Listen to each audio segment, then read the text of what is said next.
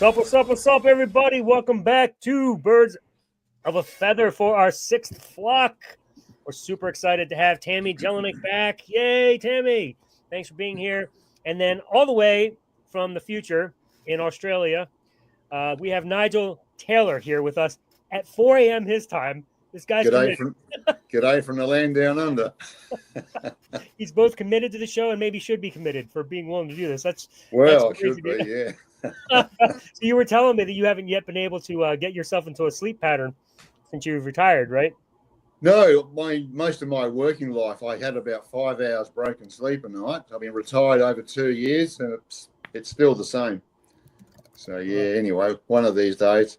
Right. Well, it's great to have you guys. Dustin and I, the Unraveler and the Pursuer, where together we pursue the world. We travel the world pursuing and unraveling things and stuff. Things and stuff. At a PhD level. That's right. At the PhD level. But remember, we do not flock around. Nope. So we are here to make sure that you guys also stay in line and help us pursue and unravel things today. So we, as typical fashion for the show, we don't really have a direction. We're just going to talk. So whoever has any thoughts going on, I was just talking before the show real quick. Sad to see some of these people dying lately, and Hulk Hogan and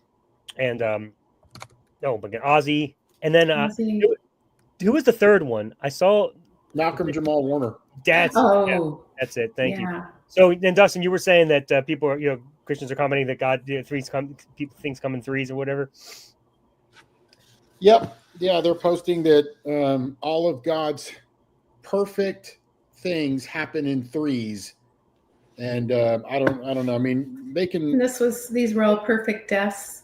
Yeah, I mean, Christians can make something mystical out of a pile of crap. So it's all. Well, I hear Neil Diamond's on his deathbed too. So there goes that. That'll be 4. He needs to wait then at least a couple days until we get the weekend. Yeah. So I suppose R.C. Sproul and John MacArthur are going to have to move over up in the. Forgot about them, yes, but they were true Christians. Although I am seeing some of these Christians that are like, I got a track over to Ozzy sometime, and so he's saved because of me. Like, what? Yeah. I got news for y'all. It don't matter. He's just dead. That's it. He's just dead as dead. That's it. Yeah. There's no place to go. There's nowhere with no meeting up with angels or anything of the sort. It's just it. That's the end. Yeah. Until we see the post where Jesus is hugging them all three at the same time. Oh my gosh. Wouldn't that be something? Or they're running through him. That's Yeah. Man, we got some lashback on that squawk. Yeah. Yes, we did. I had some people reach out to me personally and say that they were offended by that. And until about 10 minutes in, I asked them 3 or 4 questions, and all of a sudden they want to talk anymore. Right. Because, my first question was, well, why are you offended? And they were like, well, how do you know that doesn't comfort somebody? And I said, would that comfort you? I mean, really, if you did not have the opportunity to hug your kid or comfort them as they were dying, or, like in the case of leukemia or something like that, they were just taken from you. You have no idea how they died, but it was most likely painful, slow, and tragic. Yeah. And somebody post a meme about your kids running to Jesus. Would that genuinely comfort you? And there was 2 people that reached out to me. Both of them admitted no. Yeah. And I said, well, then you can't be offended, because that was my only point. It is incredibly insensitive and callous to post that meme, a chat GPT generated meme, as though that somehow is going to comfort these families man, if that would have happened to me, I don't know how I would come back from something like that. No. Yeah. Dude, I gotta agree. That's tough. So on the other side of it, I'm kind of curious. Do these 3 old guys that just died, are they like running to Jesus in their prime, or are they still like in their 70s? I wondered that, because they're in perfect bodies with perfect health, and so were they like doing pirouettes, and because now they can move, and that's what I'm wondering. Like, Tammy, did you have a view on that? Yeah, did you have a view on that as a Christian, Tammy? No. Well, have you guys ever heard of Randy Alcorn? Yeah. Okay, so he writes very literally about heaven. I'm assuming he still does. It's been years and years since I've seen him. He had a great pro-life book out when I was in college, and I actually took a class from him at Bible college, and I was a real follower and fan of his, and I read his books on heaven. He has a couple novels actually that are about heaven. I read and them too. the characters, and they go there, and I just thought they were brilliant at the time. Since becoming a preterist and since deliteralizing literally everything in the Bible, and then circling back to those, I'm like, wait a second, there's no biblical basis for any of that physicality that he was doing, but the people were the same age as when they died. Like, I feel like the characters in those books, they, but yeah, I've never, like, since then, I've come so far away from that disembodied spirits is the closest I would ever come, even as a preterist, because there's no more physical bodies. Like, once you're a preterist, there's no resurrection of an actual body, and Jesus doesn't have an actual body.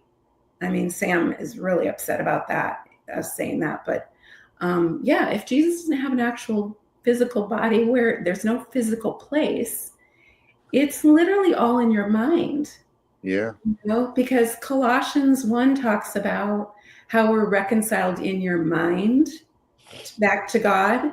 That's the experience of heaven, right? To be reconciled to God, as our understanding as in fulfilled eschatology. So it's when people used to say, when I was, a futurist, people would say things like, well, heaven's a state of mind. And I'd always think that was so anti-gospel, anti-God, anti-Christ to say, heaven's not a state of mind. Heaven's a real place. But honestly, how else are you going to describe it other than a state of mind? Yeah. It's literally all in your head. Speaking of the preterism, you see that there's an upcoming debate between, what's his name? Tristan Gabriel and Don Preston. Yeah. That's finally happening. Over what? Yeah. What's the topic? It's Tristan is arguing that preterism actually has no grounds, because it's just, at the end of the day, it's just all there's no actual realities that take place. And Preston's going to argue that there are actual realities that take place, essentially. I don't know what the precise terminology of the topic is going to be, but I don't know if you remember when Preston said that people were dancing in the streets when Jerusalem fell, or whatever. So that's kind of the hinge pin of the debate. Tristan's going to drive that home, and then Preston's going to try to debate that. Yeah. So that's a tough one. That's a tough one to defend. I never read that. No. This is that one, Tammy, I told you to get. Gerald just got it, and he's reading it. I did get it, but I just haven't read it yet. Yeah. This book is unbelievable. So, Alan, who's the author? James Valiant and Warren Fahey. So, man, it is so interesting. So, write that Alan, down. You may remember Gerald and I, when we had that one flock, I proposed this idea, and I've talked to you about it as well, Alan, where for the last 4 or 5 years, it has been my suspicion that had it not been for Constantine legalizing Christianity and making that the religion of the empire, that it would have faded. It would have failed. I mean, Christians were considered nut jobs and uneducated, stupid people. That's really what they were considered. And I have always thought, if it weren't for Constantine coming along and monopolizing on that, then it would have just faded out and been nothing at all. So then I read this paper by an ex-preterist who he expounded a little bit more on that. And then somebody mentioned this book, Creating Christ. Man, this book puts together in the most convincing way that the Romans wrote the Gospels and created Christ based on Asclepius and some of the past gods and kind of an amalgamation of these gods, because they were so sick of the like Essene type, the Qumran community revolting and causing all these problems. But then you had these other Christians who were unbelievably compliant.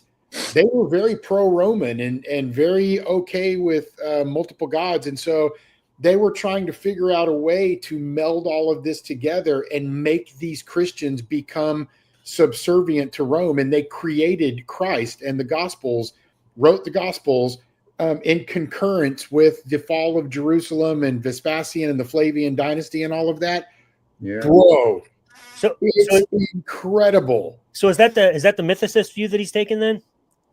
Well, they don't even care about whether Christ was real or not. This biblical figure, they would say no. The biblical figure is not even real. Okay. They would say there may have been a historical person that this was loosely based upon, but they don't even concern themselves with it. One of the things I was telling Tammy that blew my mind very early on in the book, they talk about if the Gospels were already written, okay, if the Gospels were written early, why does Paul never reference any of the Gospels or anything said in the Gospels or anything Jesus supposedly said in the Gospels? Never references any of that. In fact, all he does is say, I never met this guy. All I had was a vision, and I get my theology straight from the man, just straight. Yeah. The only example I can think of referencing Jesus' words is it's either 1 Corinthians or 2 Corinthians when he's giving instructions for the Lord's Supper. You know, in the night he broke bread and he said this, take, eat. That was, he was quoting Jesus from, from some sort of hearsay, obviously. But yeah, that's, it starkly stands out as singularly the only time he quotes him. Yeah, and you have Jesus, who, I mean, the devout Jews were absolutely convinced that he was going to be a Joshua type figure, a monotheistic pro-Israel warrior king who came and was very Israel oriented. He was going to take back the land and take back their ethnicity and make them the rulers over all. And I mean, that's literally what they thought. And instead, you have this guy who comes along and says, render unto Caesar's to what is Caesar's. And it's not what goes into the body that makes one unclean, but that which comes out. And it is anti-kosher, anti-Jewish law, very pro-Roman. All the Gospels are like that. It's very odd that you would have this highly pro-Roman, anti-Judaistic savior that shows up on the scene, who also is a man who is also somehow God, which was completely anti-Jewish. Yeah. And so, man, I'm halfway through it right now. It is, and it's so fascinating. If they were to adhere to an eschatology, it would unequivocally be preterism. They say it is beyond any shadow of a doubt that these Gospels present this idea of this Jesus coming back before the end of that generation, and he was going to do these things. I mean, you can't say it was anything else than that. And interestingly enough, Vespasian and Titus fit all of those parameters. I've heard that. Yeah. Are you saying that they're saying Jesus was anti-Semitic?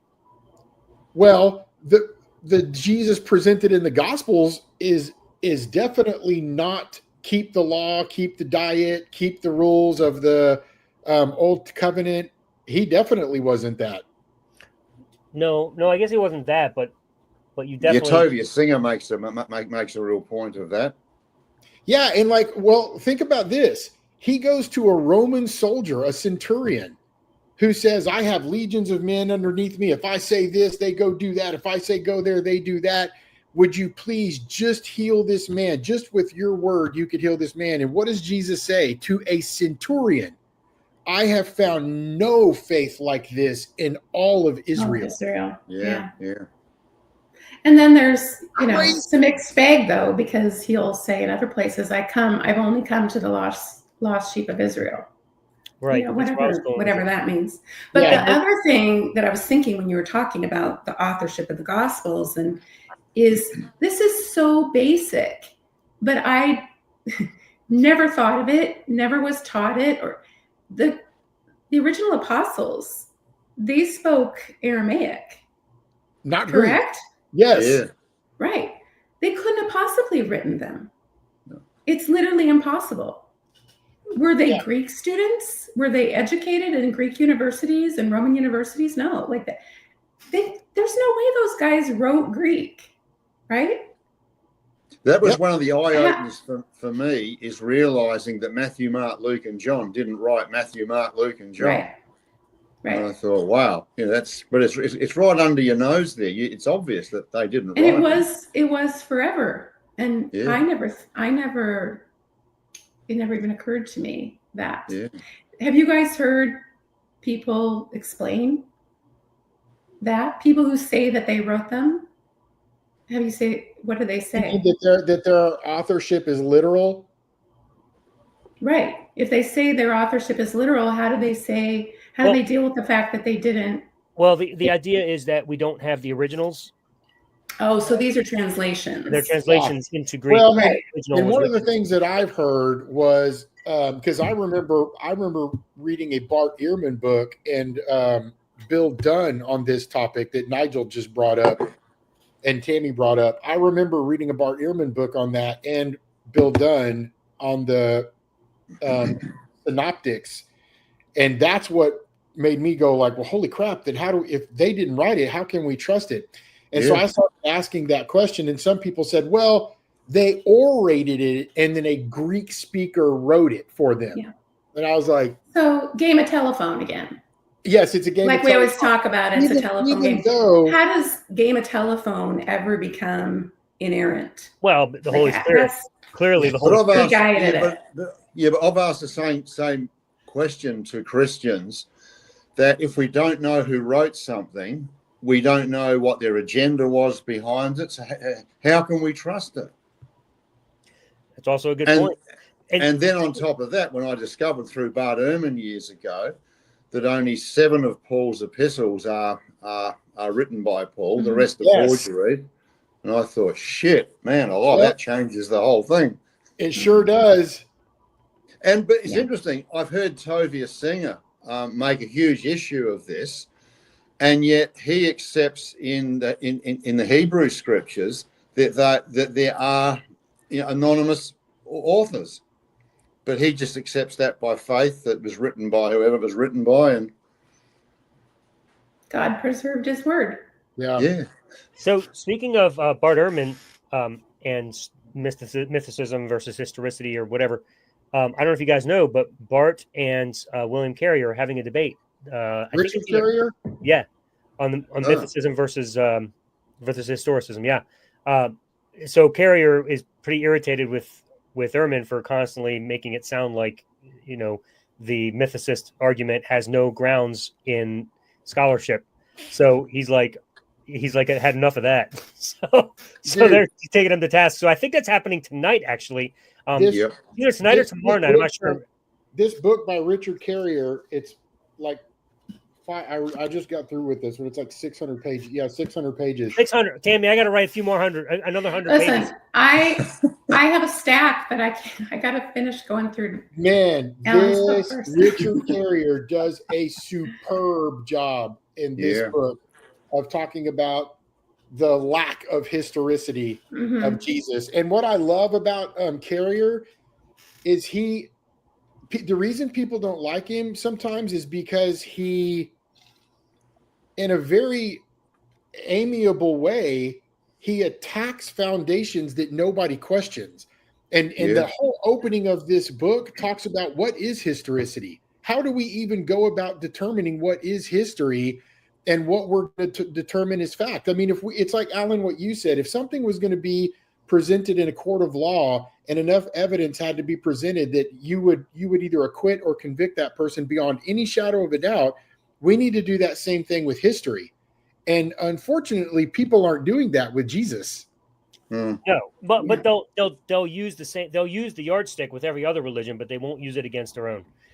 They just move the goalpost every time. Yeah. And it's very So frustrating. where do you all sit regarding Jesus was a real historical figure or not? Because I'm leaning more and more towards that he never existed. No, man, I don't. There's zero proof that the biblical Jesus, that this literary Jesus that we read, there's zero proof that that guy existed. Absolutely, there's literally not one shred of evidence. Yes, nothing. That he existed at all. People say, "Oh, we have the Bible." No, the Bible was written decades after Jesus died, and the Bible is incredibly suspect. But my thing is, if in any given era of time, it doesn't matter when it is, if a guy came along and was literally raising people from the dead and casting demons into pigs and making people's arms grow and resisting the entire Roman Empire and the entire Sanhedrin system, there would be a single account extra biblically somewhere that guy existed and did all of that, and there's not a single shred of evidence. None. But why is it? The fact of a virgin birth itself would be. I mean, the single most unique event in all of history. That's true. He gets born out of a virgin, and you didn't write about this anywhere else. Come on, you know how many doctors there are besides Luke on the planet? He's the only one that can record this. I doubt that very much. Yeah. And why didn't Josephus mention all these earth-shaking events that were taking place, including bodies getting up out of their graves at the resurrection? And going and knocking on doors in Jerusalem. It's interesting that you bring up Josephus, because in that book, Creating Christ, that I'm reading, they quote a lot of Josephus, showing Josephus was very pro-Roman and painted a very pro-Roman picture of Christianity as well. Yeah. Which is really odd in light of what should have been happening at that time. It's just, there may have been some guy who came along and said, I'm that Messiah, but there were hundreds of those. Yeah, I was going to say there's a lot of guys. In that time, in that area, there was a lot of those types of people. And maybe his name was Yeshua. Maybe there was multiple ones that were named Yeshua. Well, it would seem that was a very common name. Yeah, exactly. And so I mean, in this issue, the between historicity and mythicism, honestly, I'm an apophetist. I just don't care. I think it has no bearing on the conversation whatsoever, because whether he existed or not, we know if he did, he was just a damn legend. It's not like there's anything real about any of the shit he actually did. And if he didn't, great, he didn't. I mean, just same thing. I care just as much about a guy named Bob living in the first century. Who the hell cares? Like, good, there was a Bob. I don't care. Like, it has no bearing on my life whatsoever. Yeah. But my exit out of Christianity initially back in 2014 is when I realized that everything Jesus said about him returning before that generation passes away, et cetera, and I realized that it didn't happen. Yeah. And I remember reading Bart Ehrman's, one of his books back then was forgetting which one it was now, but he said, he failed to show up. Well, that's what happened. If all that's true, if the Gospels record accurately, then it was a non-event. Yeah, exactly. Total non-event. I'll tell you what, you guys remember there's questions. If you could go back in time and meet anybody you want, and of course the answer, the pat answer was I'd go back and meet Jesus, right? So I think now I would like to go back and meet whoever the hell it was that wrote this Bible, because, bro, whatever they did, they pulled off a miracle. This shit's amazing. Like, this book is fantastic. It's well written. It pulled the wool over eyes of people for thousands of years. It's just like mind-boggling. I would love to meet these people. What was their secret? Well, they were smart. I mean, this is some clever stuff. I mean, when there's the conflicting accounts in, I think it's between Matthew and Luke, where when Herod came through and slaughtered all the infants when Jesus was born, which again is not recorded anywhere in history, right? So one of them says, they I think, return to Nazareth or whatever. But one of them, the only one that says, and nobody else, agrees, is when they fled to Egypt. And I think it's Luke, or maybe it's Matthew, whichever, but the writer says, this happened so that the scripture may be fulfilled, out of Egypt I have called my son. So whoever's writing that, they are very intentional. This happened because it was prophesied. So it had to be in the narrative. They had to put it in the story. And he even says the quiet part out loud when he says, yeah, the reason I'm saying this is because it has to fulfill this prophecy. So there's some really obvious parts like that. But they're all over when you start to realize all these things that are attributed to Old Testament prophecy that were not recorded when they happened, but they were recorded way after the fact. Somebody had time to go back and connect all those dots, whatever their agenda was for doing that, to create this fulfillment. And as Dusty points out, if it weren't for Constantine, we probably would have died. So, I mean, who the hell knows? It could have just been just a fucking fun story, like all the other myths. It could have been like, hey, let's finish this one out. This is pretty cool, and with no intention, or maybe there was intention. Right.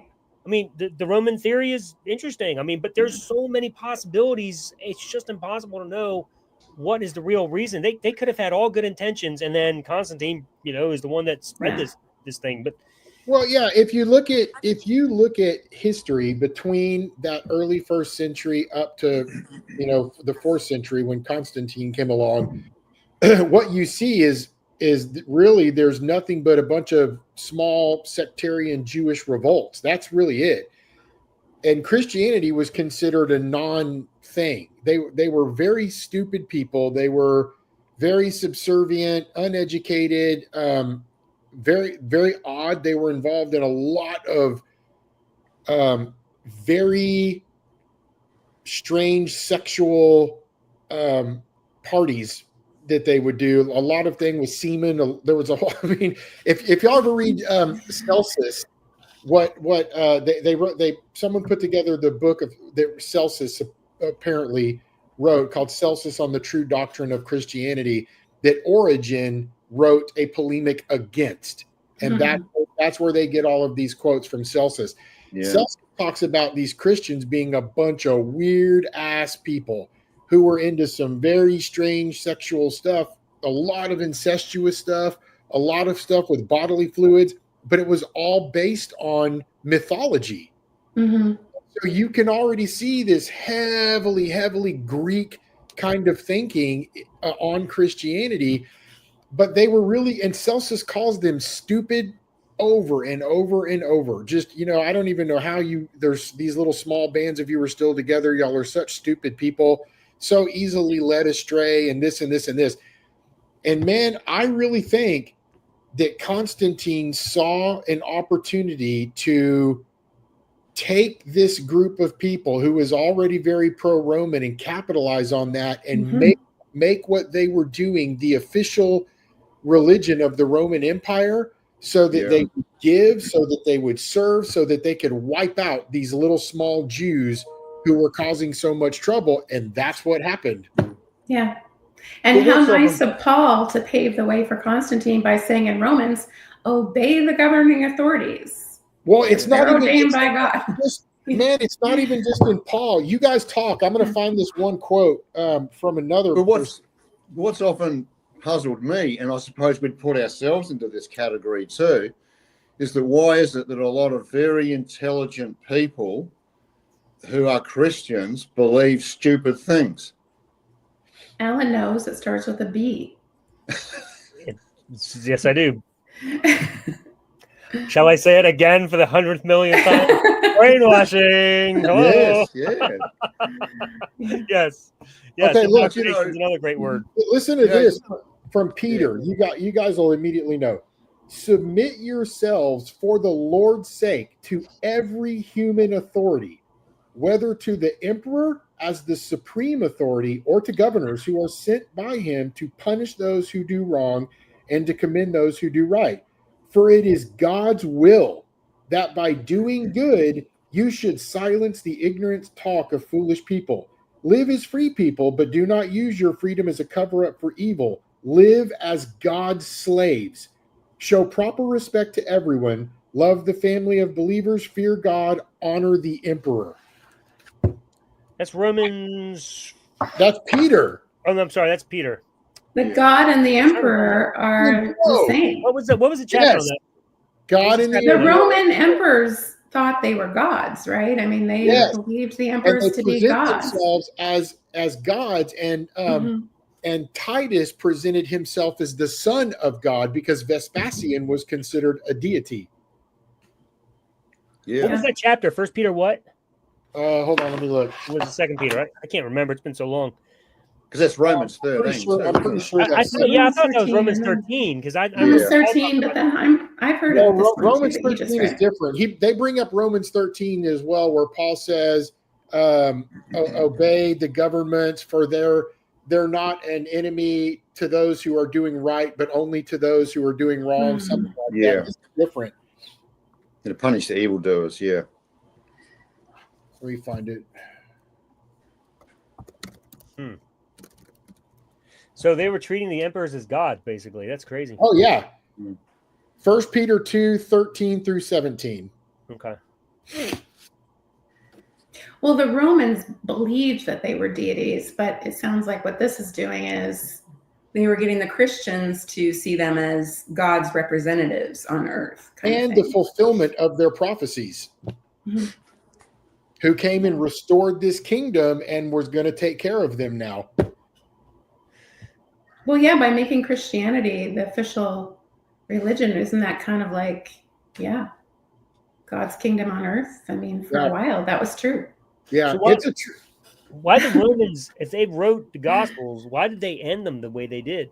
I don't know. I'm not finished with the book. All I know, and I never read a book and am fully convinced in every single facet that whatever that proposition is unequivocally right. And I'm always going to question stuff, but I will tell you this: the case that they present is really strong, and it ties together a lot of things that just don't make sense any other way.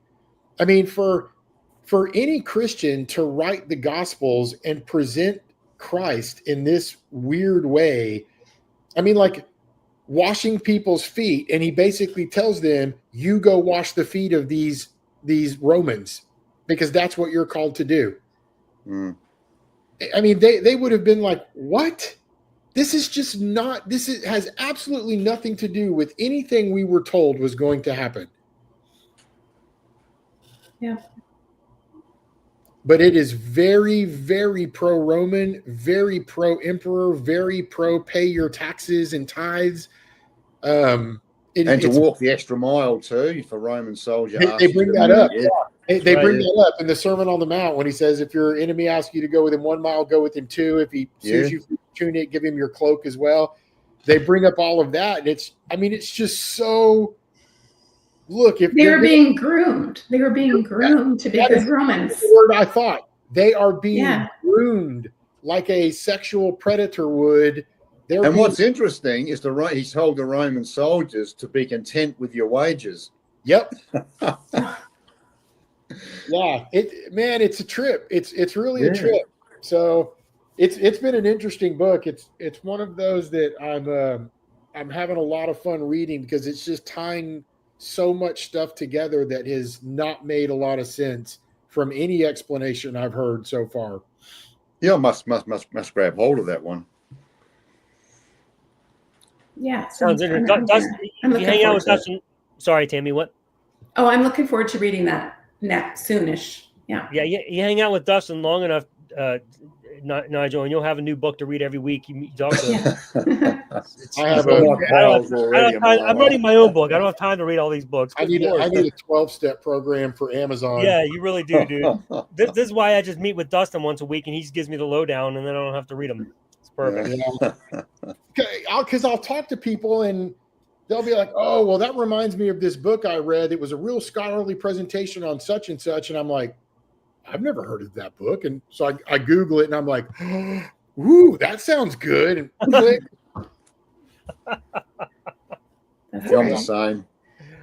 Man. Dude, so on a non-theological note, because the show can go wherever we want. Dude, have any of you ever not smoked like this, but smoked like the grill, smoked fish or salmon or steak or anything like that? My husband is very into we have a smoker and he's been very into it and trying all kinds of new recipes and we're loving it. I just started because somebody gave me one. It was old, rusted, whatever. They were done with it. I was like, I'll take it. I shined it up, scrubbed it down, refinished it and everything. It's beautiful now. It's a nice smoker. So I first time I've ever used one. And I was like, before I buy a good one, I'm just going to, oh my God, I can't stop. I'm like addicted to smoking now. Like it's so good. Not this smoking, just in case it is. Yeah. But I can't stop. Like I'm so excited. Everything's so much better. Like, I'm a carnivore, so that's on my list to buy. Dude, Nigel, buy it. I promise you. Like you will not. Like, everything is so much better. It's tender. It just falls apart. What'd you say, Tammy? We had lamb chops the other day, and they were phenomenal. He just looked up a recipe for them. He brined them the night before and then did the sauce, and they only took like a couple of hours. It wasn't, sometimes smoking stuff takes really long, but they didn't take that long. And he's got the probes that in 2 different places will record the temperature and stuff so they don't get overcooked. And that sounds so good. They were super good. They were super good. Yeah. I love lamb chops so much. When I go to Fogo de Chao, that's my favorite thing. Although it takes them forever to bring them out because apparently that's everybody's favorite. But I'm gonna have to try that. So I've done ribs, and the second time I did it turned out amazing because I figured out how long you had to do it. Just fall off the bone, incredible. I cooked the best fillet I've ever tasted in my life. Wow. It's just like butter in your mouth. It's unbelievable. And salmon, of course, is just to die for. I love salmon on the smoker. But tomorrow, I'm curing a slab of salmon for cold slice with capers and green peas and stuff. So it's the first time I'm going to smoke that. But apparently, you got to do that at like under 80 degrees.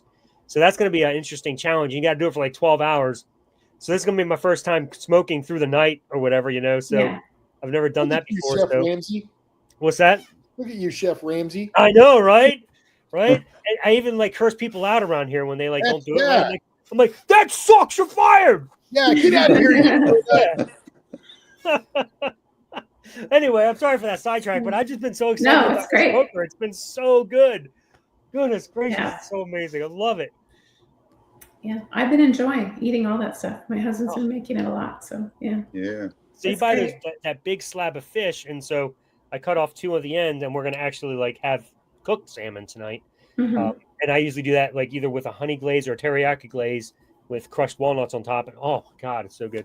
And then the rest of it, I'm doing the cold. So we'll see how that cold turns out. So I guess I'll cook the salmon first, and then once it chills a little bit, I'll throw my other salmon on there. But I got to keep. I don't have one of these automatic smokers. The real ones. Mine's all charcoal based. So keeping that hot for the night is going to be a real challenge. I'm going to have to come check it every couple of hours.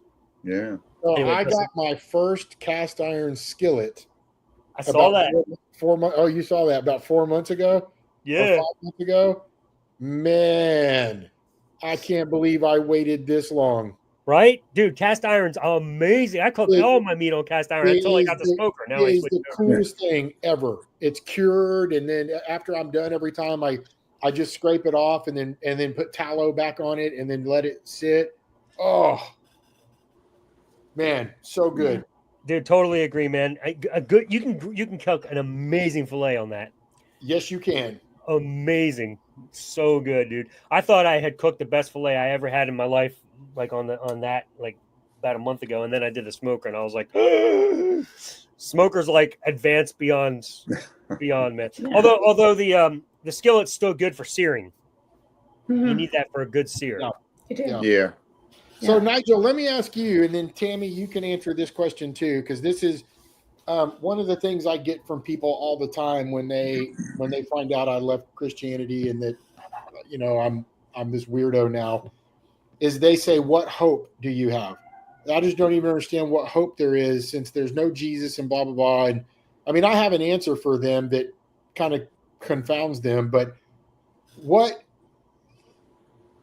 in what ways has your life become more fulfilled and more complete having left that worldview rather than being in it? For me, it's like I've rejoined the human race for the first time. Wow. That's powerful. I'm no longer judgmental of people. And I just love being an authentic human being with all of my flaws and foibles and everything. But this constant, as a Christian, constantly feeling condemned and the heaviness of that, and constantly having to go to God and ask him to forgive me. I'm sorry, I've done this again, and blah, blah, blah. But it's just great. It's this great burden's gone from me. And really enjoying, this stuff now. Like, but it's just, what a statement. I feel like I've rejoined the human race again. Yeah. I love that. That's an incredible Wow. I love that. I was never in it because I was born into fundamentalist Christianity. So, but it kind of reminds me of something I was thinking the other day when I think I was on my way home from some volunteering that I do at a human services nonprofit that my husband and I are very, very involved in and have been for many years. And I was listening to, Alan, your Q&A that you had with Jen and the deconversionist this past Sunday? Yeah, and a couple other people whose name I'm Derek and one other person. The Q&A this past week? That was it was me and Jen Tim Mills and Derek. and then Derek Lambert. It wasn't Tim Derek. Mills? It was supposed to be Elliot, but it ended up being I'm having a brain fart from History Valley. Jacob Berman. Jacob Berman, thank you. Yeah. So anyway, you guys, somebody asked a question about, how do you determine your purpose in life? And as I was driving home from volunteering, I was like, man, I've been doing this for a long time and I love doing this. I have a passion for it. I have a passion for this service, this ministry, if you will, but it's completely secular. But anyway, I was thinking about it. I was doing this when I was a Christian. And what was my motivation for doing it? What did I get out of it? What gave me the energy? Why was I doing it? How did I feel? Like, why did I keep doing it again and again? Why did I spend so much of my money and my time here? And I'm still doing that now. And what's changed about my motivation, about my energy I put toward it, the passion I feel? What's changed? Nothing. Yeah. Not one single thing. And it made me realize, so Christianity had literally nothing to do with why I was serving in this way and why I got so much gratification from it, why I love doing it, why I love the people I'm helping. Christianity had zero to do with that. Do you mean you can love people without being a Christian? Yeah. Go figure. Wow.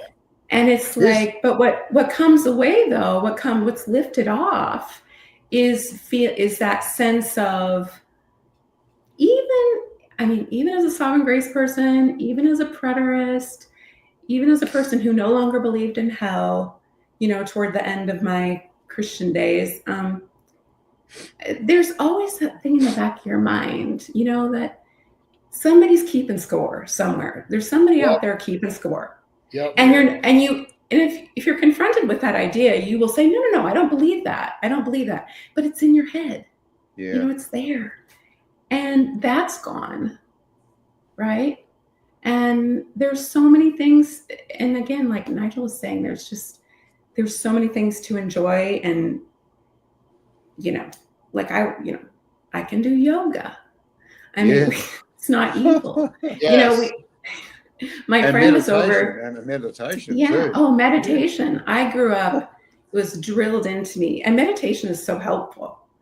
And, just having that, just taking 10 minutes and centering yourself. And I need to do it every day. I have it on my calendar, but I don't always do it. But, a friend of mine was over and we redid our backyard last year. And up the walkway, I had this Buddha statue. sitting. And my friend said, "Oh, I just love that." And I go, "Yeah, don't you just love that?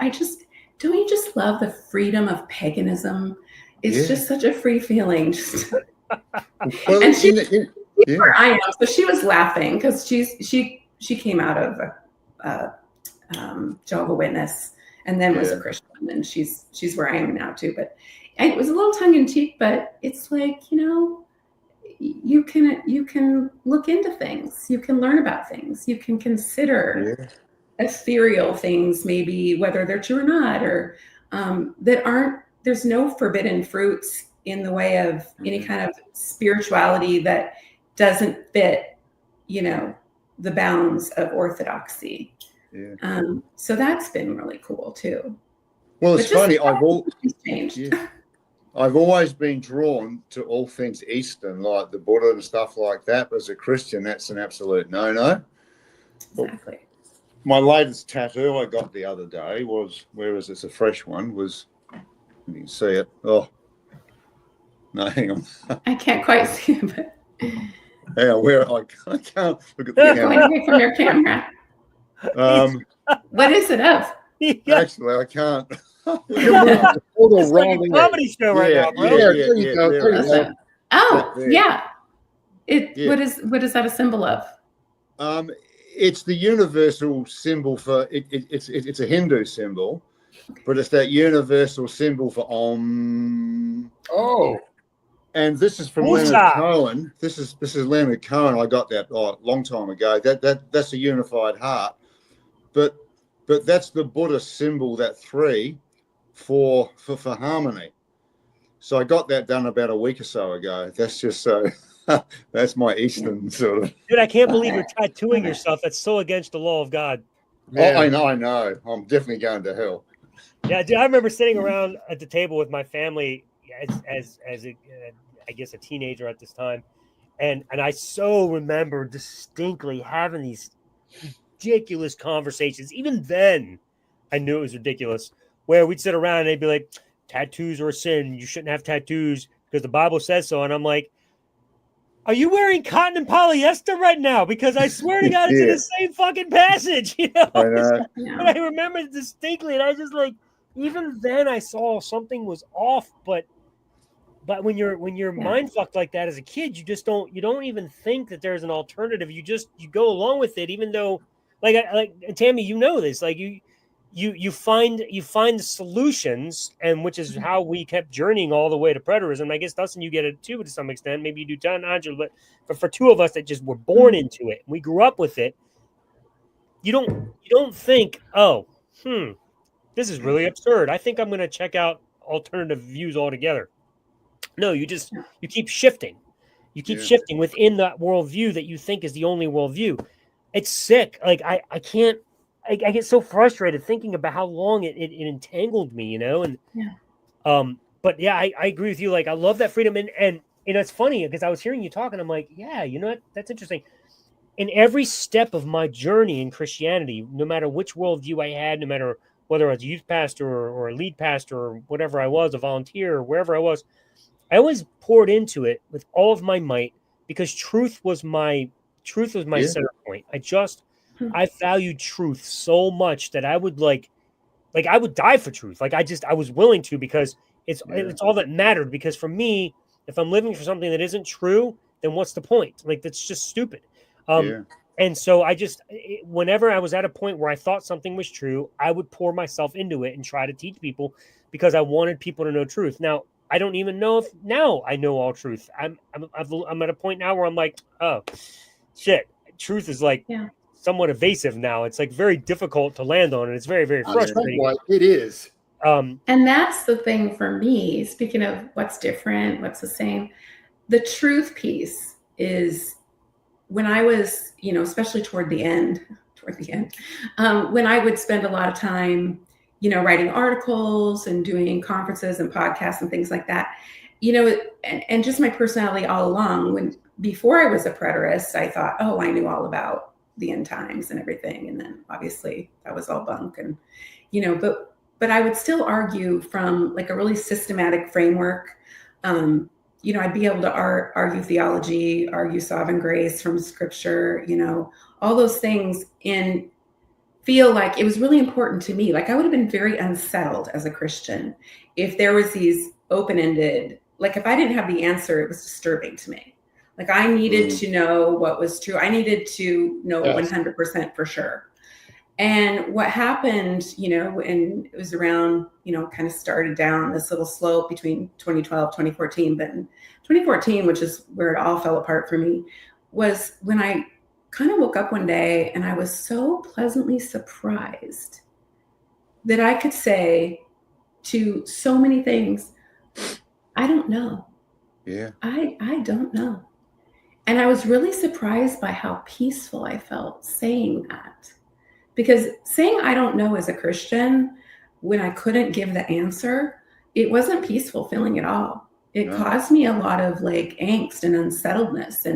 But now like being on this side of it and really not knowing, you don't know what you don't know. And what you thought you knew, you don't know that either anymore. I've just been surprised at the peace and the calm that I have by being uncertain of so many things. Well, that's it. There's a great freedom in that, in just not knowing. Yes, it really well, because is. then you're more open to learn at that point too. Yeah, the more you're certain, the less you're going to be able to learn, and you're not going to look at things. Yeah, absolutely. When you make that leap by faith and you just say, "I know," then you shut yourself off from your mind is really really closed. You can't hear anything else because it can only go so far. That's it. Yep. If this is the truth, and there's some places to go in this, but you got to stay inside this little sphere here. Yeah, and it's weird talking to people. And Alan, you and I have talked about this a lot. It is so weird for me to talk to people, and within 5 or 10 minutes, I can have a Christian look at me and say, "Well, I don't really know the answer to that." Right. And I'll look at them and say, well, then if you don't know, how can you tell me that this is the only way? Yeah. Well, because I know that. And I'm like, well, no. You just said you don't know. Right. You can see this immediate cognitive dissonance where they will go, well, I don't know, but I know. I know, but I don't know. And they can't go past that. And it gets even worse. Like I continuously have dialogues with people who will say, no, I don't know for sure. But because this seems like the most probable option, I'm just going to choose it and go that way. And I'm like, why must you? Why do you feel compelled to? And why do you have this desperate need to have to land somewhere? Why can't you? Well, you got Sam. Sam admitted in that interview you did with him that he chose to believe that view.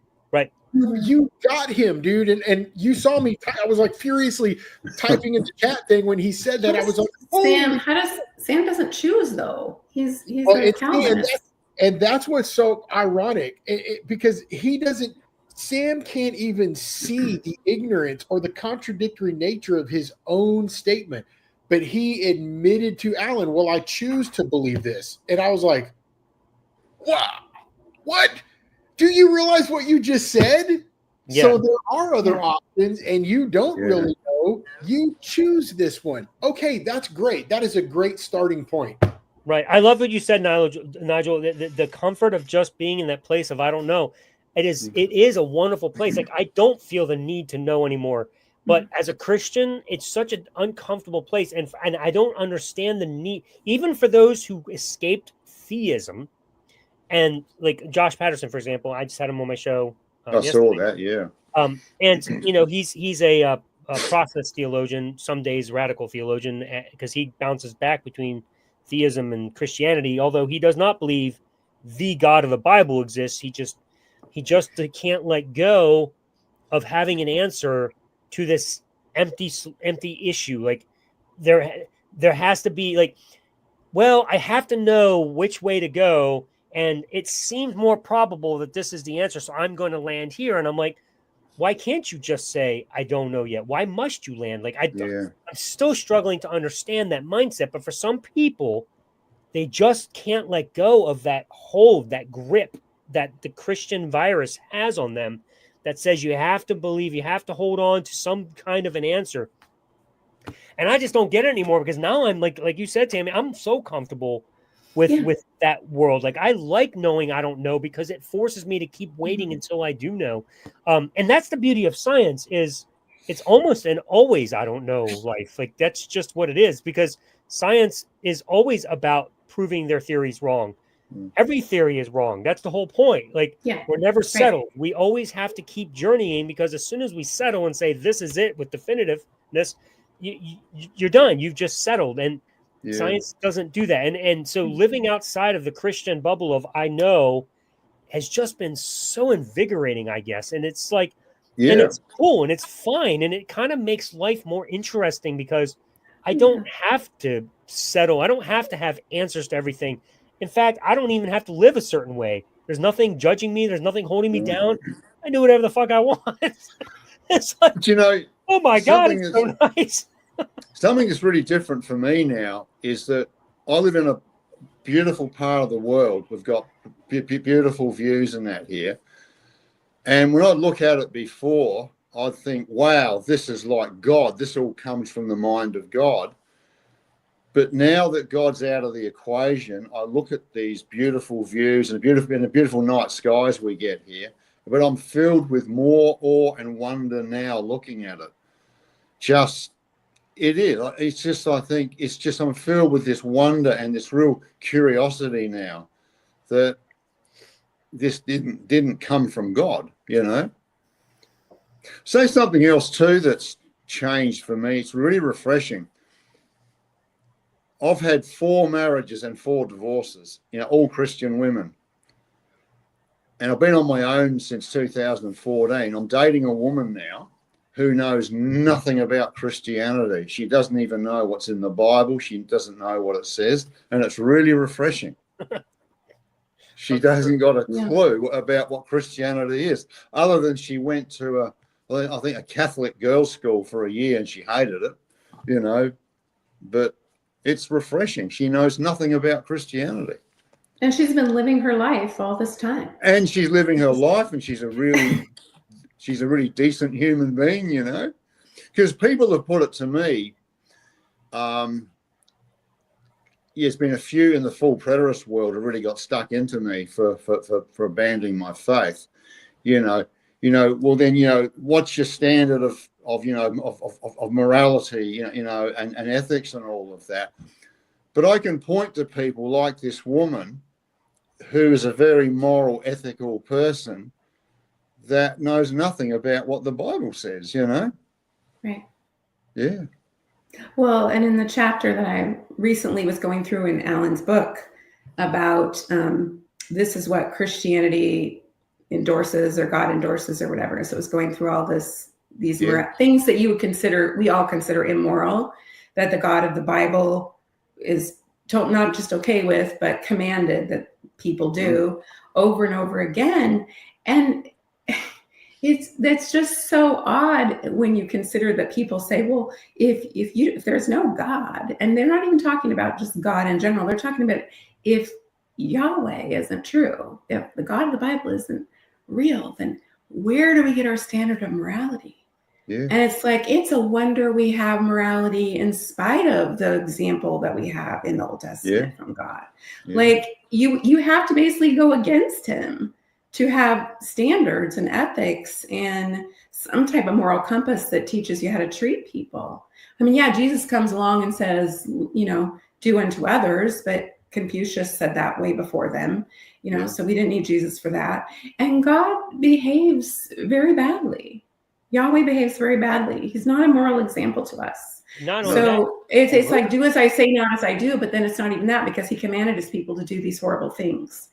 And if that were true, and so how is that even a thing that they can say that, oh, you need God, or where would your moral? You're just arbitrarily coming up with what's right and wrong. And it's like, well, your way is pretty effed up. I mean, look and how he behaves, you know.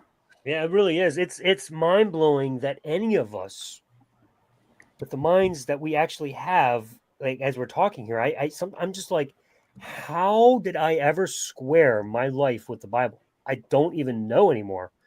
Like I was so mind fucked. Like you just literally have to ignore all of these passages, and you do. and excuse them and try to make up some answer as to why God resolves it at some point. It's just, and now I look at it and I'm like, it doesn't matter when, what time period. Like the fact that he endorsed it at all is just sick.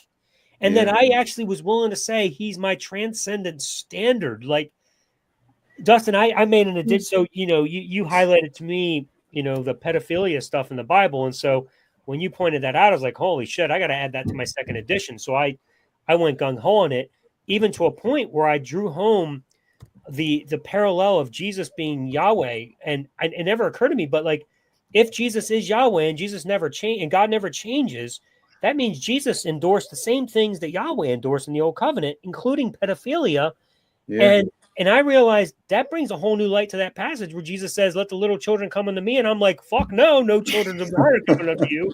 Like, you know what I'm saying? Like, hello, like this is, and then, you see the slavery, for example, no, Jesus fixes it in the New Testament.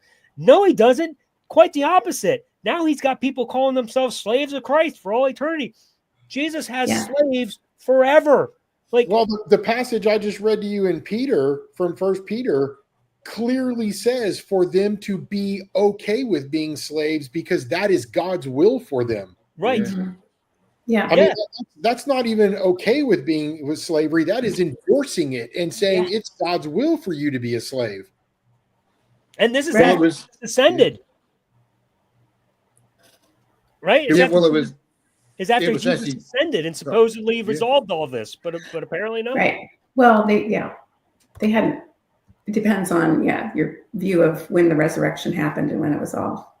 Yeah, but I mean, like, there's no making sense. I mean, like when Peter was written, though. Right. So Jesus was already, he had ascended. No, he had ascended. He'd already accomplished everything he was supposed to, and he's still supposedly through his Holy Spirit inspiring Peter to write this. Yes. Like apparently you didn't fix anything.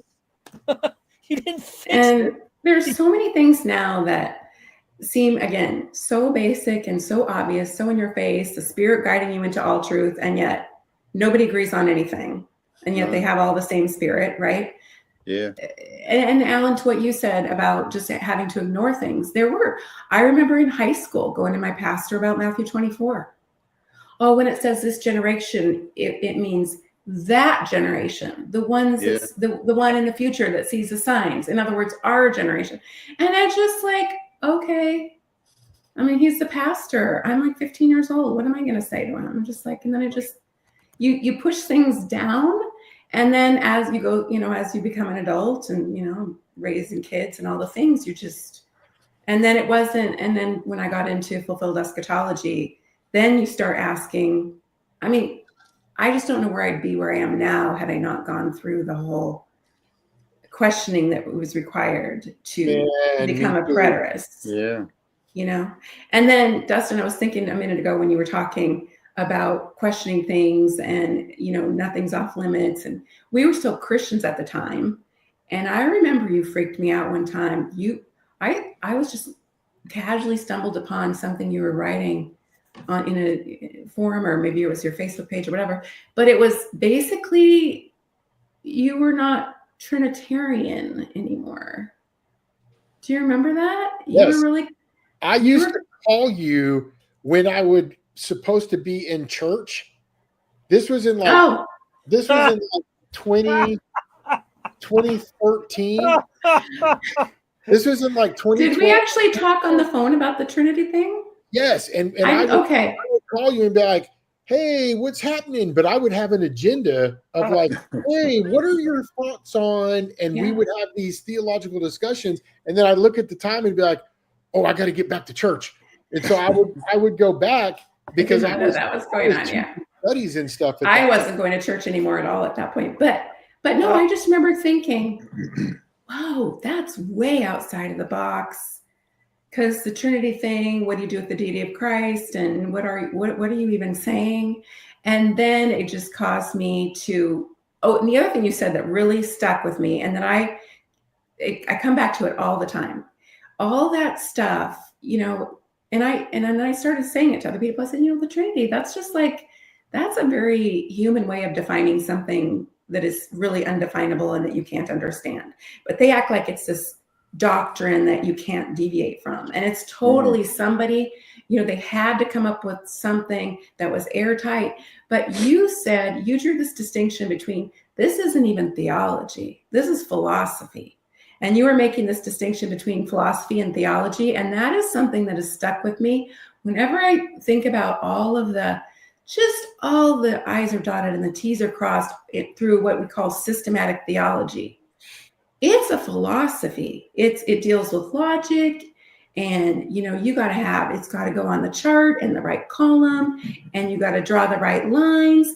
And how is that theology?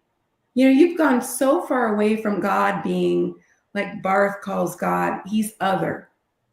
To these systematic theologians that have it being all buttoned up, they've put God in a box. That's what they've done. Yep. This isn't God anymore. He's not transcendent. They're concerned about their philosophical arguments and having, this is the right doctrine. You don't believe this, you're out. You do believe it, you're in. And they've lost the majesty and the mystery and and as a Christian, that was when I was transitioning this direction.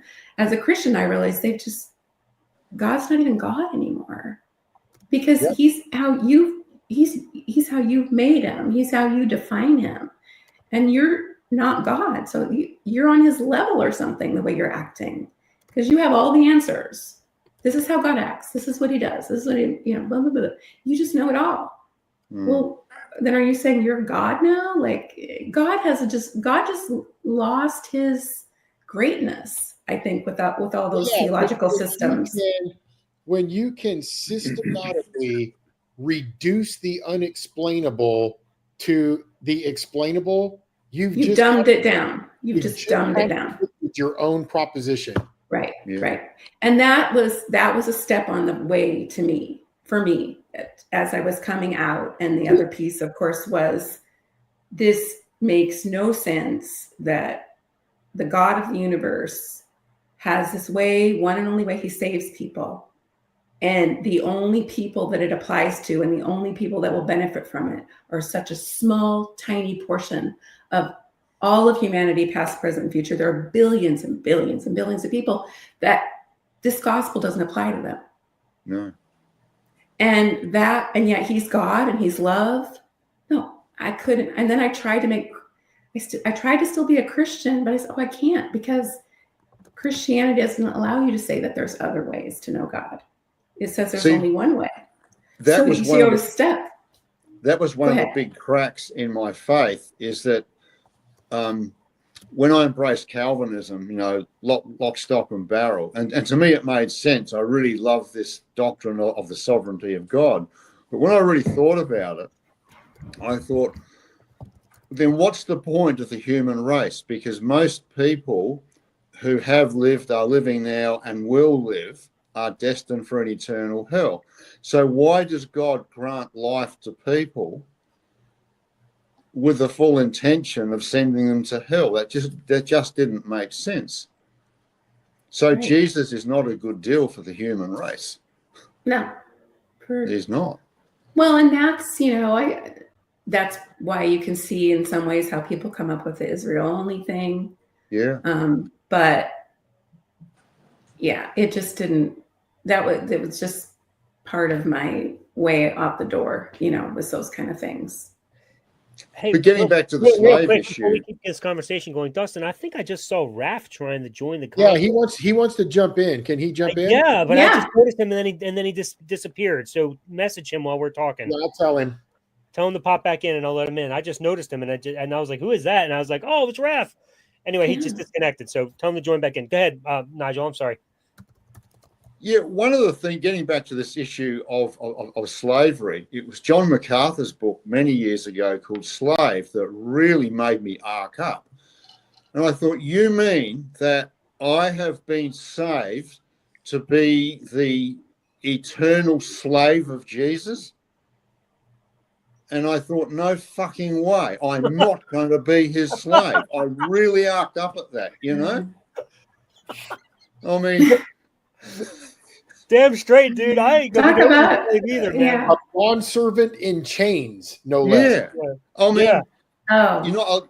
I mean, there's no marriage or giving in marriage because you're married to Jesus. I mean, you're His. I mean, no. Yeah, no, thank you. I'm with you, Nigel. No, No sir. Like way. when I saw that, I was just like a slave for eternity. Like, I know. why would I want that? I don't want No. to be anybody's slave, especially if he's Yahweh and I know about Yahweh and his commands in the old covenant. Like, no, thank you. Like No. I'm on this kick lately where I've just come to realize how insignificant God is to our world, even if he did exist. He couldn't communicate clearly, save our life, save his life. Like after generations and generations, the Bible is such an old book. Nobody can even understand it anymore. Christians have gone so far from what was known as Christianity to just making shit up whatever they can to save it. Like the new hybrid Jesus. hybrid. it's not Yeah. even like God is whatever the hell you want him to be. They're You called literally- nuns. What's that? They're called nuns. Yeah, right. Nun- There's nuns and duns, right? I'm a dun, and there's nuns. Yeah. I've heard of that. Yeah. What is So what is nun? What is that an acronym? Non, N-O-N. They're called nons. They call Oh, themselves. nuns. Okay. They're nondescript. Yeah. Non-denominational, nondescript, Right. non-definitive. They believe, and Jesus is love, and Jesus is nice, but that's about as far as it goes. Yeah, and it's just ethereal idea. It's Like free for all. it's Yeah. whatever. Like it's just glorious.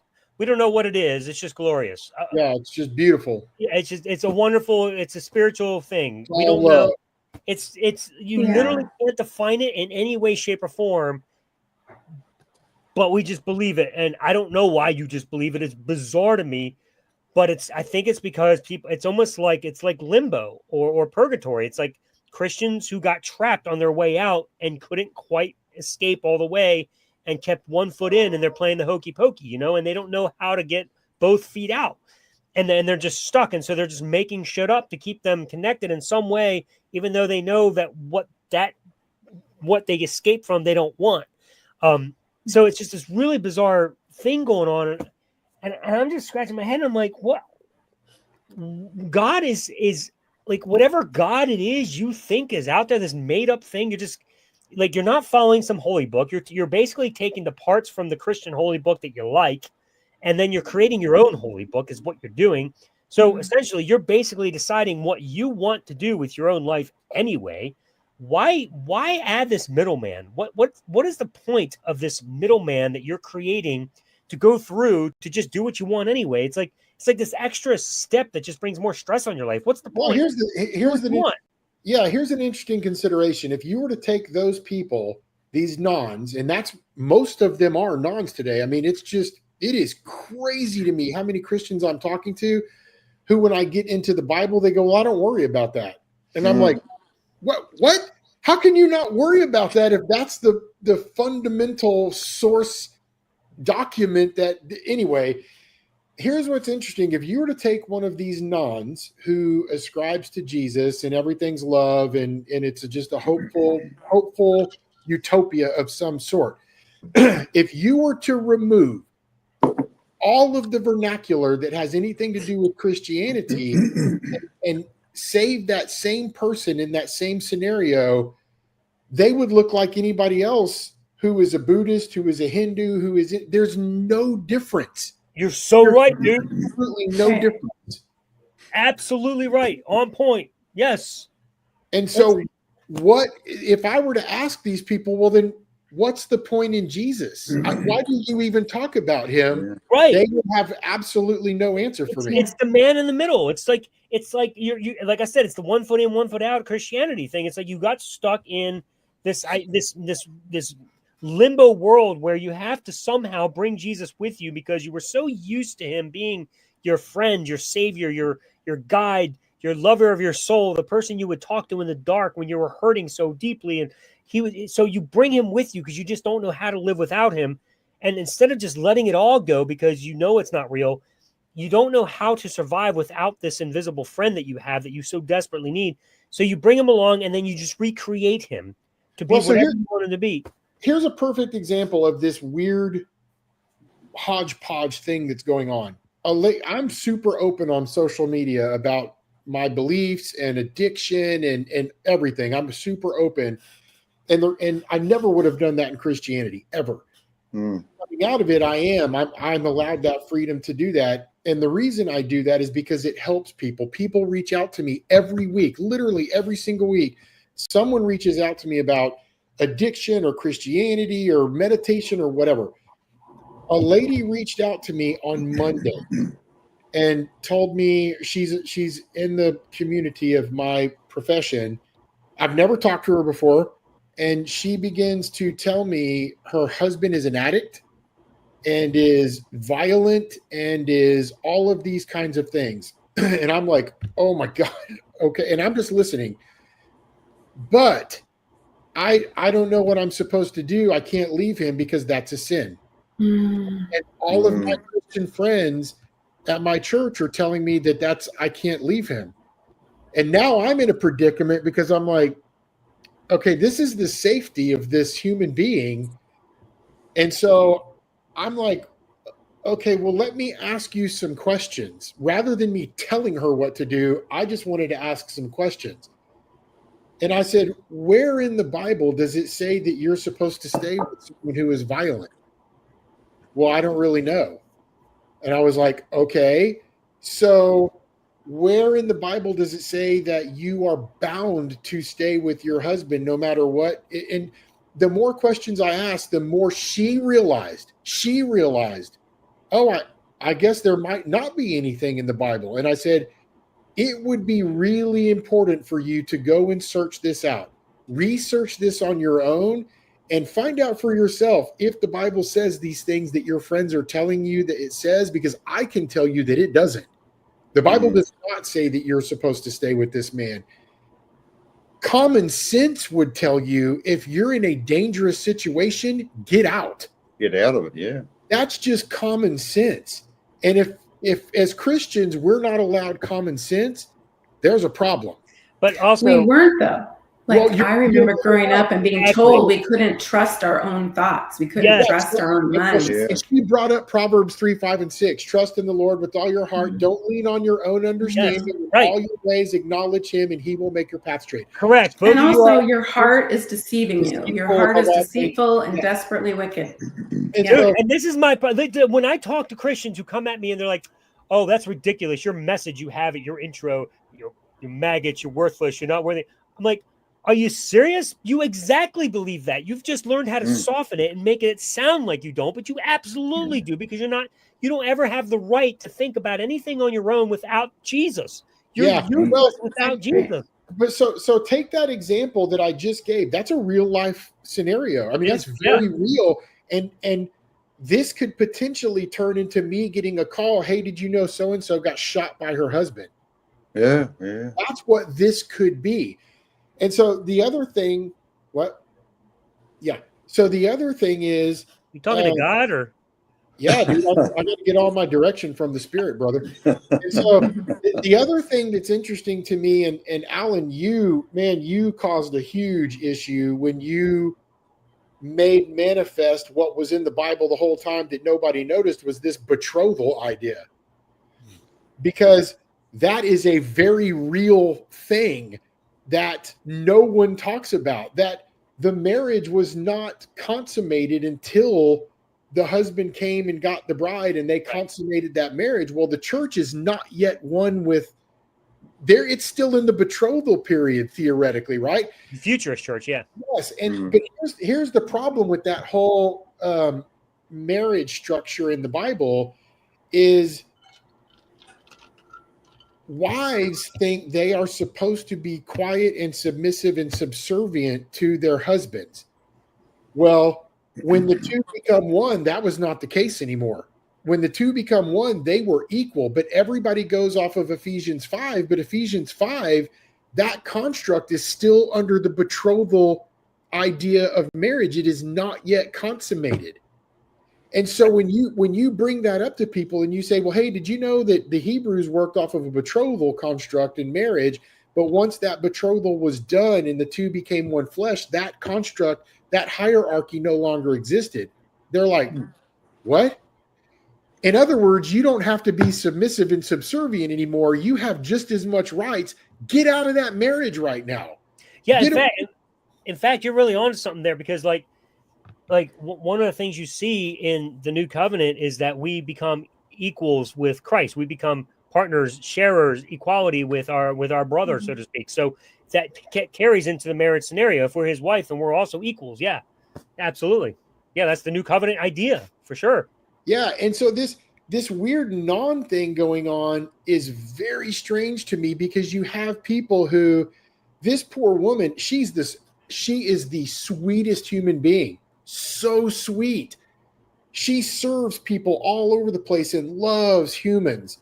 She's trapped in this situation and doesn't know how to get out, because by osmosis, she has learned that she's supposed to be subservient to her husband, although she has no idea what the Bible says and doesn't care anything about theological constructs. But she's living off of a precept that no one has ever explained to her. That's crazy. It is. Dude, my God, it is. It's so frustrating how it just infests your brain so much, even for people like, I mean, you look at the four of us, clearly we are thinkers, and yet we were trapped in this. Man, that's powerful, man. Hook, line, and sinker. Yeah, it almost killed me. Literally almost killed me. Physically. I was going to commit suicide because I could not fathom what I was going to do, because I saw the whole building falling down. And then what do you do at that point? Every answer you thought you had to all these existential questions and these parenting for your children, marriage, friendship, it's all gone. It all falls apart, and you're left thinking there's nothing left. There's no hope, no solution, no joy, no peace, nothing. Yeah, well, because it builds you to a place where they create this paradise idea for you, and they make you think it's this wonderful solution and this grandiose ending to everything, and then it's taken away, and you're just depressed for a while. You're just like, there's no meaning in life. This is pointless. Putting it mildly, and it's frustrating, because you're just like, it's like coming down off that that song. Yeah, I don't want to come back down from this cloud. That's what I think of. Because you create this. It's a drug, and that's my whole book. It's all about this being a drug, and that's what it does, and it creates this heightened emotion in you that makes you think you need dopamine. This thing. Yeah, it's a dopamine rush for sure. And then you're always trying to fill it because you think that it's there, but. And I'll be honest, like, now that I've come down from it and I've leveled out, it's like, as Nigel was saying, I actually enjoy this life now. I've come to embrace it, and I'm comfortable with it, and I'm okay with it. And it's not, I'm not on this stupid cloud in a mountain somewhere thinking this all grandiose shit's gonna happen. And then when you lose it, you're depressed, right? Like you said, that's not even touching. Well, ironically, for me, Tammy nailed what was going on with me. I don't care what anybody says, there is always lurking somewhere in the back of your mind. Yeah. There's a tally sheet, and there's the risk of burning in hell forever. That was always, and I could never be good enough. I could not get over addiction. I was addicted to all sorts of stuff back then. I could not do enough. I could not know enough theology. I could not figure out, and all those constructs did was perpetuate this cycle of shame and guilt and addiction. It was just cyclical. What is so crazy to me is when I let it go, when I finally said, man, I am completely done with this. I'm cutting all ties. I am going to let everybody know that I am done with this, and I am going to pursue something else, no matter. Ironically enough, that's when all the addiction went away. That's powerful, dude. Holy shit. I mean, that is wild to me. That's wild to me that you say that, because in my book, I actually talk about how Christianity just makes another addiction on top of all the other ones, and it doesn't actually rescue them from you. It just insurmounts them and makes them worse. That's fascinating to hear you say that, dude. And since then, all the things that I thought the Holy Spirit was supposed to give me through that power, the very spirit that raised God from the dead, that raised Jesus from the dead, I have gotten without that spirit. I am freer than I've ever been. I have zero addictions. Man, I was on so many medications for bipolar disorder and schizophrenia and ADD and ADHD and dissociative disorder. All that stuff, it's all gone. Amazing. Yeah. And it's like a reverse testimony. It's like a reverse engineering of like a Christian standing up in church and Jesus did all this for me. And you're saying getting rid of Jesus did all this for me. Yes. I mean, that's like crazy. And it did. Solution, folks. Get rid of Jesus and you're because it's that's the right. guilt. You know what it is? It's I think when you struggle with whatever you're struggling with, you're in the church, you're not supposed to be struggling with those things because you have the Lord. Yep. You have the Lord. Why are you struggling? You must not really have the Lord. Yeah, why is my life not like Nigel's? Why don't I have that power? Here's the reason. It's because there is a standard set, as Tammy's saying. You're supposed to be here when you have Jesus. And there's a pressure that gets put on every person, and nobody can meet that standard. And so we find ways to deal with it. And oftentimes it becomes other addictions to help us rest here because we can't get here. Yeah, it's absolutely what the problem is. It's just, the thing is, you're never really secure in your salvation because you may not be saved. No. Yep. I mean, because it's not up to you. It's not up to you at the end. It's all. Alan had a great section in the book I read the other day. It's like it really just depends on God's whim. Yeah. Who is he going to show his mercy to? Like who's he not? Allah, isn't it? In Islam, he decided who he's going to and who he's not going to. And he loved Jacob and he hated Esau, and sucks to be Esau. Oh well. Dustin, you made a good. Sorry, Tammy, you made a good point when you were saying earlier. Like I think all of us. I'm not sure about you, Nigel, but maybe all of us, even while we were Christians, got rid of the doctrine of hell. Yeah. And yet, you are correct. Even though I didn't believe it existed, it was still a fear that held me in that grip that said, but if I leave, what will happen to me? God can still send me to this place that I don't believe exists. Guys, I have to go. I have a Zoom presentation in 2 minutes, so I got to go. You know what? Well, we should probably end it anyway, but I know you got to go. But oh my gosh, dude, Tammy, it's always a pleasure to have you on. That was great. I feel like we're just like ending in the great middle discussion. of a yeah, I mean, that's how it always is. We could go on and on. So, but you know what? We will circle back again. Nigel, we're going to have you back on too, because I just feel like there's so much more for us to cover. This was so fun. You guys have a great day. Thank you so much for being a part of this. Nigel, especially you, dude, being up at 4 a.m. and joining us, dude. Yeah, thanks, man. Yeah. All right, everybody. So have a great day. Enjoy your life. Don't worry about hell. Just leave Jesus and all your problems are solved. I think that was the conclusion of this. As an Australian and 3 Americans walk into a bar, we are golden. You guys have a great rest of your day. Peace. You too. Okay. See you later.